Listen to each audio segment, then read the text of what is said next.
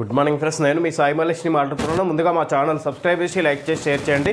అదేవిధంగా ఈరోజు వార్తల్లోని ముఖ్యాంశాలు తెలుసుకుందాం. ఆంధ్రజ్యోతి దినపత్రిక చార్మినార్ చెంత అందాల పుంత. మంగళవారం చార్మినార్ వద్ద మిస్ వరల్డ్ 2025 పోటీదారుల గ్రూప్ ఫోటో. లాల్ బజార్లో వివిధ దేశాల సుందరిమణుల షాపింగ్. మిస్ వరల్డ్ పోటీదారుల కోసం చౌమహల్లా ప్యాలెస్లో ఏర్పాటు చేసిన విందులో సీఎం రేవంత్ రెడ్డితో నాగార్జున. విధంగా ఇక్కడ హైదరాబాద్లో ప్రపంచ సుందరి పోటీలు నిర్వహిస్తున్న సందర్భంగా ఇక్కడ హైదరాబాద్లో ఇక్కడ వివిధ చార్మినార్ విధంగా ఇంకా ఇదే వివిధ ప్రాంతాలను సందర్శించినట్టుగా చూడవచ్చు. విధంగా ప్రపంచ సుందరి పోటీలో పాల్గొనే సుందరి మనులు పోటీదారులు విధంగా ఇక్కడ వాళ్ళకి విందు కూడా ఏర్పాటు చేసినట్టుగా చూడవచ్చు రాష్ట్ర ప్రభుత్వం తరఫున. విందులో సీఎం రేవంత్ రెడ్డితో పాటు విధంగా ప్రముఖులు కూడా పాల్గొన్నారు. ఇక్కడ చిత్రంలో నాగార్జున సీఎం రేవంత్ రెడ్డికి కరచాలనం చేస్తున్నట్టుగా చూడవచ్చు.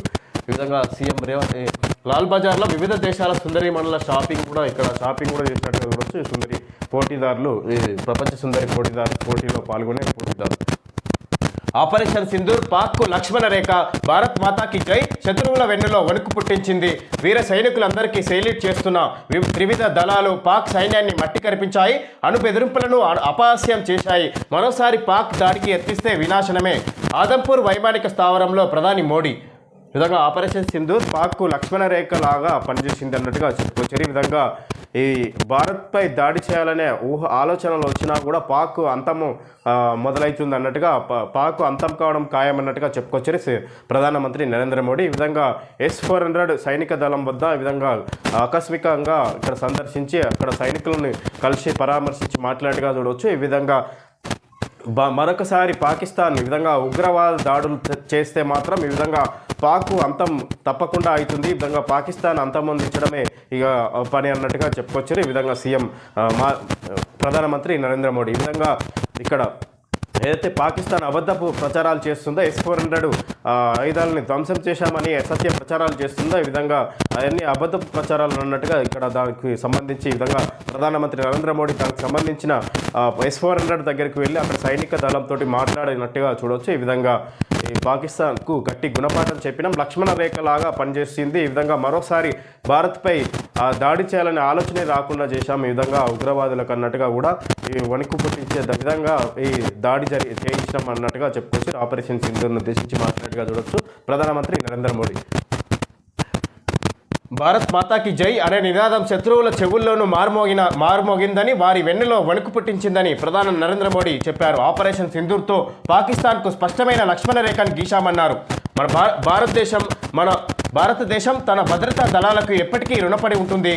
మన దేశం కోసం వారు చేస్తున్న త్యాగాలు ఎనలేనివి అని పేర్కొన్నారు. మంగళవారం మోడీ పంజాబ్లోని ఆదంపూర్ వైమానిక స్థావరాన్ని సందర్శించారు. ఇది భారత్లోని రెండో అతిపెద్ద air base. Operation Sindoor Bharat Pak కాల్పుల విరమణకు అంగీకరించిన నేపథ్యంలో ఆయన పర్యటన ప్రాధాన్యం సంతరించుకుంది. పాకిస్తాన్ బలగాలు లక్ష్యంగా చేసుకోవాలని యత్నించిన వాటిలో ఆదంపూర్ వైమానిక స్థావరం కూడా ఉండడం గమనార్హం. అంతేకాదు తాము ఈ స్థావరాన్ని ధ్వంసం చేశామని, S-400 రక్షణ వ్యవస్థను కూడా నాశనం చేశామని పాక్ అబద్ధాలు ప్రచారం చేస్తుంది. ఈ నేపథ్యంలో పాక్ సరిహద్దుకు 100 కిలోమీటర్ల దూరంలోని ఆదంపూర్ వైమానిక స్థావరానికి ప్రధాని మోడీ వెళ్లి భద్రతా బలగాలతో మాట్లాడినట్టుగా చూడవచ్చు.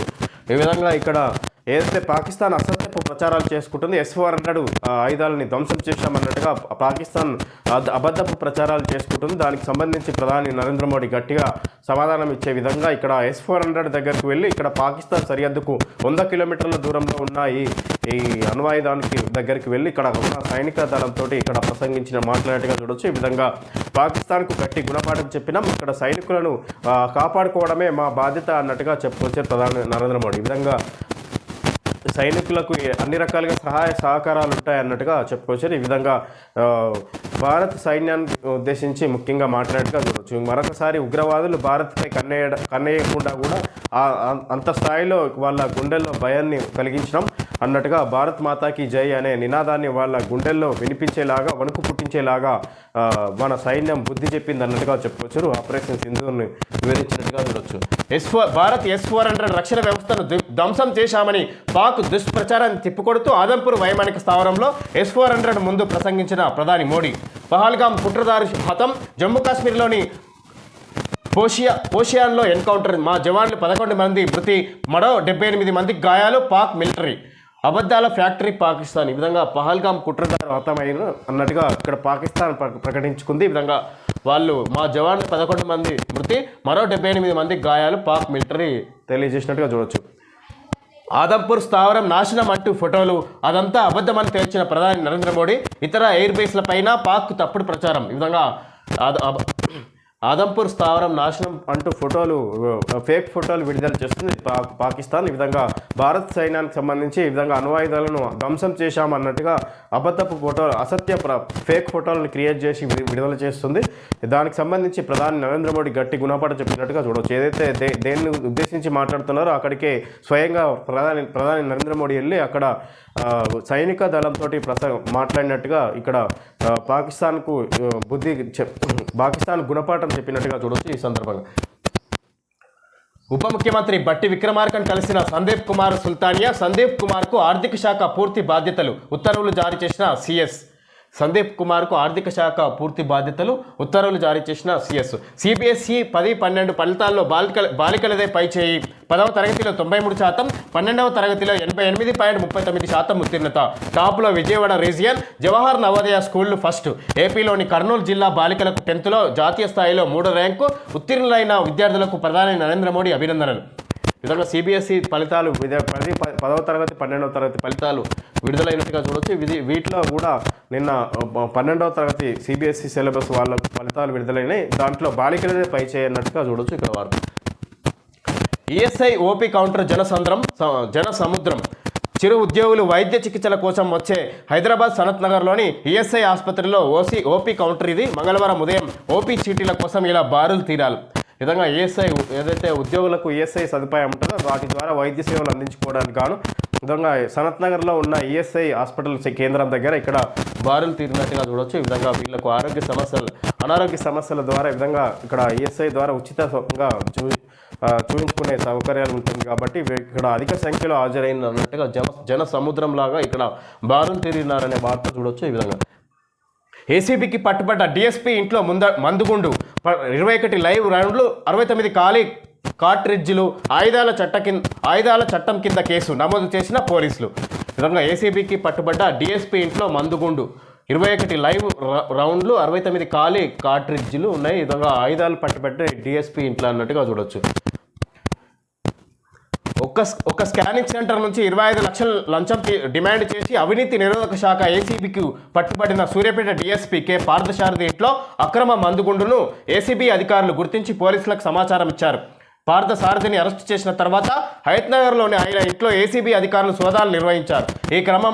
ఈ క్రమంలో ఆయన ఇంట్లో కొన్ని విలువైన డాక్యుమెంట్లతో పాటు 21 లైవ్ రౌండ్లు, 69 ఖాళీ కార్ట్రిడ్జ్లు, ఒక కార్ట్రిడ్జ్ స్టాండ్ను గుర్తించారు. వీటి గురించి అధికారులు ప్రశ్నించగా ఆయన నుంచి సరైన సమాధానం రాకపోవడంతో హైదరాబాద్ పోలీసులకు ఫిర్యాదు చేశారు. దీంతో పోలీసులు పార్థసారథిపై ఆయుధాల చట్టం కింద కేసు నమోదు చేశారు. లైవ్ రౌండ్లు అనధికారికంగా ఆయన ఎందుకు పెట్టుకున్నారనే విషయాలపై పోలీసులు ఉన్నతాధికారుల ఆరా తీస్తున్నారు. ఈ మేరకు పోలీసులు కేసు నమోదు చేసుకొని దర్యాప్తు చేస్తున్నారు. ఈ విధంగా లైవ్ రౌండ్లు మందుగుండ్లు అనేది అక్రమంగా ఆయన ఇంట్లో నిల్వ చేసుకున్నారు డిఎస్పీ. ఇది లంచం తీసుకుంటూ ఏసీబీకి చిక్కుకున్న సందర్భంగా 25 లక్షల లంచం తీసుకుంటూ ఏసీబీకి చిక్కుకున్న సందర్భంగా హయత్నగర్లోని ఆయన నివాసంలో సోదాలు నిర్వహించిన సోదాలలో భాగంగా పలు ఆస్తులకు సంబంధించిన డాక్యుమెంట్లతో పాటు లైవ్ రౌండ్లు మందుగుండ్లు లభించిన. ఈ విధంగా అనధికారికంగా ఎలాంటి పర్మిషన్ లేకుండా ఇంట్లో ఎందుకు ఉంచుకున్నావు అనే ప్రశ్నలకు ప్రశ్నించగా ఈ విధంగా ఎలాంటి సరైన సమాధానం రాకపోవడంతో పోలీసులకు సమాచారం ఇచ్చి ఆయనపై మరో కేసు నమోదు చేసినట్టుగా చూడవచ్చు. మృతదేహాలు కొంటాం, ప్రైవేటు వైద్య కళాశాలలో అనాటమీకి శవాల కొరత, ఒక్కో మృతదేహానికి 1,00,000 ఇచ్చేందుకు కాలేజీలు సిద్ధం, నిరుపేద కుటుంబాల టార్గెట్, దళారుల ద్వారా దందా, కర్ణాటక మహారాష్ట్ర సరిహద్దు ప్రాంతాల నుంచి కొనుగోలు. మృతదేహాలు కొంటామని ప్రైవేటు వైద్య కళాశాలలో అనాటమీకి శవాల కొరత, ఒక్కో మృతదేహానికి 1,00,000 రూపాయలు ఇచ్చైనా కొంటామన్నట్టుగా వైద్య కళాశాల మేనేజ్మెంట్లు కోరుతున్నాయి. ఈ విధంగా పరీక్షల నిమిత్తం కోసం అక్కడ శవాలు కరువైనట్టుగా చూడొచ్చు. ఈ విధంగా కర్ణాటక మహారాష్ట్ర సరిహద్దు ప్రాంతాల నుంచి కొనుగోలు చేస్తున్నట్టు శవాలను ఈ విధంగా మధ్యధరలకు ఇదొక బిజినెస్ లాగా మారింది అన్నట్టుగా చూడవచ్చు. ఇక్కడ ప్రైవేటు వైద్య కళాశాలలో మృతదేహాలకు కొరత నెలకొంది. వైద్య విద్యలో భాగంగా శరీర నిర్మాణం, అవయవాల పనితీరుపై విద్యార్థులకు అభ్యసనం అనాటమీ కోసం మృతదేహాలు దొరకడం లేదు. ఫలితంగా ఆ కాలేజీలు అడ్డదారులు తొక్కుతున్నాయి. మహారాష్ట్ర, కర్ణాటక రాష్ట్రాల్లో అలాగే రాష్ట్రంలోని సరిహద్దు గ్రామాల్లో నిరుపేదల కుటుంబాలనే లక్ష్యంగా చేసుకొని శవాల కొనుగోలు దందాకు తెరలేపినట్లుగా ఆరోపణలు వ్యక్తమవుతున్నాయి. భారీగా డబ్బిచ్చి మృతదేహాలు కొంటున్నాయని, ఒక్కోసారి మృతదేహానికి 1,00,000 దాకా ఇచ్చేందుకు సిద్ధపడుతున్నాయని ఆరోపణలున్నాయి. ఇందుకు సదర్ కాలేజీలు దళారులను రంగంలోకి దింపుతున్నాయని చెబుతున్నారు.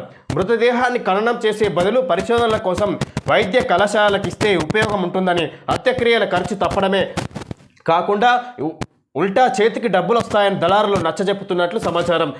ప్రభుత్వ వైద్య కళాశాలకైతే 2 రకాలుగా డెడ్ బాడీలు వస్తాయి. అనాథల మృతదేహాలు రోడ్డు ప్రమాదాల్లో గుర్తుపట్టలేని విధంగా మారిపోయి కుటుంబ సభ్యులు వాకప్ చేయకపోతే ఆ మృతదేహాలు వస్తాయి. కొందరు తాము చనిపోయాక మృతదేహాలను వైద్య కళాశాలకు ఇవ్వాలని వీలునామా రాస్తే అవి వస్తాయి. ఈ 2వ రకం మృతదేహాలు కొన్ని పేరొందిన ప్రైవేట్ కాలేజీలకు వస్తాయి కాబట్టి వాటికి కొరత ఉండదు. అయితే కొత్తగా ప్రైవేట్ కాలేజీలు బాగా పెరగడంతో వాటికి మృతదేహాల కొరత నెలకొంది. ఇలాంటి కాలేజీలు తమకు మృతదేహాలు కావాలని ఏకంగా వైద్య విద్య సంచాలకుడికే లేఖలు రాస్తున్నాయి. నిరుడు హైదరాబాద్ విజయవాడ రహదారికి సమీపంలో నగరానికి ఈ విధంగా ప్రైవేట్ వైద్య కళాశాలలు కొత్తగా హైదరాబాద్లో పరిసర ప్రాంతాల రాష్ట్రంలో ఈ మధ్యకాలంలో పెరగడంతో పాటు ఈ విధంగా శవాల కొరత, ఈ విధంగా విద్యార్థులకు వైద్య కళాశాలలో దానిపై ఇక్కడ పరీక్షలు ఉంటాయి కాబట్టి వాళ్ళకు ఏ విధంగా అవయవాలను పరిశీలించే దాన్ని బట్టి ఈ విధంగా ట్రైనింగ్ ఇవ్వడం ఉంటుంది కాబట్టి దానికి సంబంధించి శవాల కొరత ఏర్పడింది.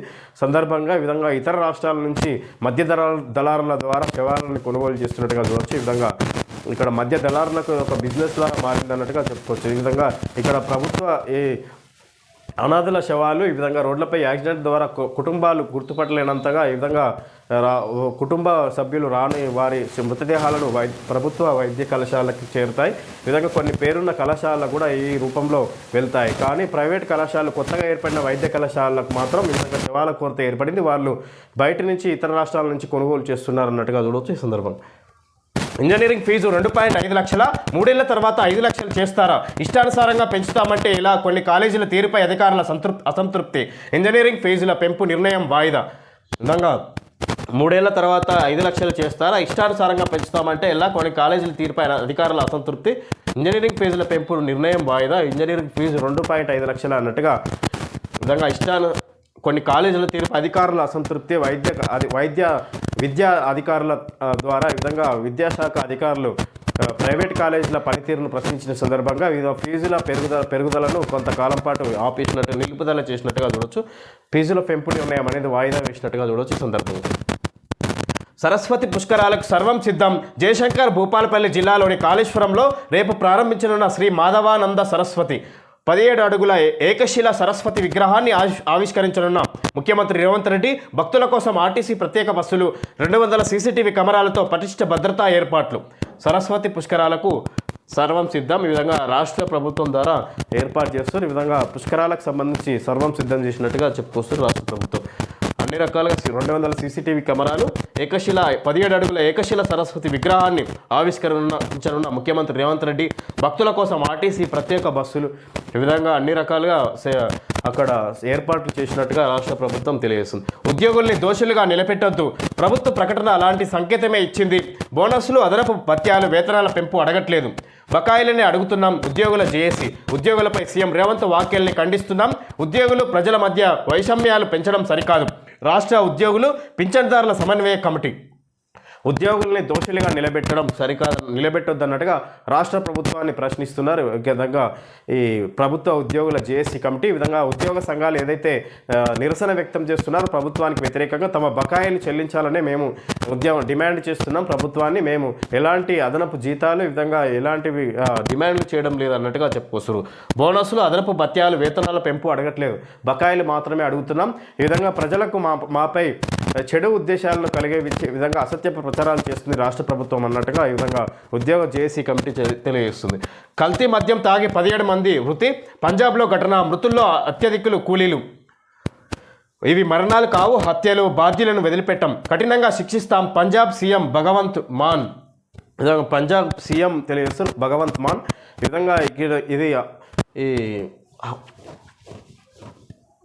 ఇవి మరణాలు కావు, హత్యలు అని చెప్పుకొస్తారు. ఈ విధంగా కల్తీ మద్యం ఎవరు అమ్మిరో వాళ్ళపై కఠిన చర్యలు తీసుకుంటామన్నట్టుగా పంజాబ్ సీఎం భగవంత్ మాన్ తెలియజేస్తారు. ఈ విధంగా ఇక్కడ 17 మంది చావుకు కారణమైన కల్తీ మద్యం ఎవరైతే విక్రయించారో వారిపై కఠిన చర్యలు ఉంటాయన్నట్టుగా సీఎం మాట్లాడుతున్నారు. పంజాబ్ బీఆర్ఎస్ నాయకత్వ బాధ్యతలు కేటీఆర్కు అప్పగిస్తే స్వాగతిస్తా, కేసీఆర్ నిర్ణయానికి కట్టుబడతా, పార్టీలో విభేదాలు లేవు, సోషల్ మీడియాలో నాపై దుష్ప్రచారం, పాకిస్తాన్ను కూడా నమ్మి అప్పులిస్తున్నారు, రేవంత్ రెడ్డిని మాత్రం ఎవరూ నమ్మడం లేదు, అందాల పోటీలపై ఉన్న శ్రద్ధ రైతులపై లేదు హరీష్ రావు. విధంగా తెలంగాణ భవన్లో ప్రెస్ మీట్ నిర్వహించారు. ఈ విధంగా సోషల్ మీడియాలో నాపై అసత్యపు ప్రచారాలు చేస్తున్నారు, కేటీఆర్కు పార్టీ బాధ్యతలు అప్పగిస్తే ఇచ్చినా కూడా నేను సహకరిస్తా, ఆయనకు వెనుక ఉండి పనిచేస్తాను అన్నట్టుగా కేసీఆర్ నిర్ణయానికి కట్టుబడతా, ఈ విధంగా నాపై అసత్యపు ప్రచారాలు చేస్తున్నారు అన్నట్టుగా, పార్టీలో ఎలాంటి విభేదాలు లేవు అన్నట్టుగా చెప్పుకొచ్చారు హరీష్ రావు. ఈ విధంగా పాకిస్తాన్కు కూడా ప్రపంచ దేశాలు నమ్మి రుణాలు ఇస్తున్నాయి, సీఎం రేవంత్ రెడ్డికి రుణాలు దొరకడం లేదు, ఇవ్వడంలో ఎవరు నమ్మడం లేదు అన్నట్టుగా, విధంగా అందాల పోటీలపై ఉన్న శ్రద్ధ రైతులపై ఉంటే సరిపోతుంది అన్నట్టుగా చెప్పుకోవచ్చు. ఈ విధంగా ముఖ్యంగా రైతులపై లేదు అలాంటి శ్రద్ధ అన్నట్టుగా సీఎం రేవంత్ రెడ్డిని ఉద్దేశించి హరీష్ రావు మాట్లాడినట్టుగా చూడవచ్చు. ఈ విధంగా ఏదైతే ఈ మధ్య సోషల్ మీడియాలో అసత్యపు వార్తలు వస్తున్న దానికి గాను ఆయన హరీష్ రావు ప్రెస్ మీట్ నిర్వహించి ఈ విధంగా ముఖ్యంగా ఈ అసత్యపు ప్రచారాలు అవన్నీ అన్నట్టుగా ఎలాంటి భేదాలు లేవు మా మధ్య అన్నట్టుగా చెప్పుకొచ్చారు హరీష్ రావు. ఓకే ఫ్రెండ్స్, ఈరోజు వార్తల్లో ముఖ్యాంశాలు తెలుసుకోవడం జరిగింది. Thank you friends.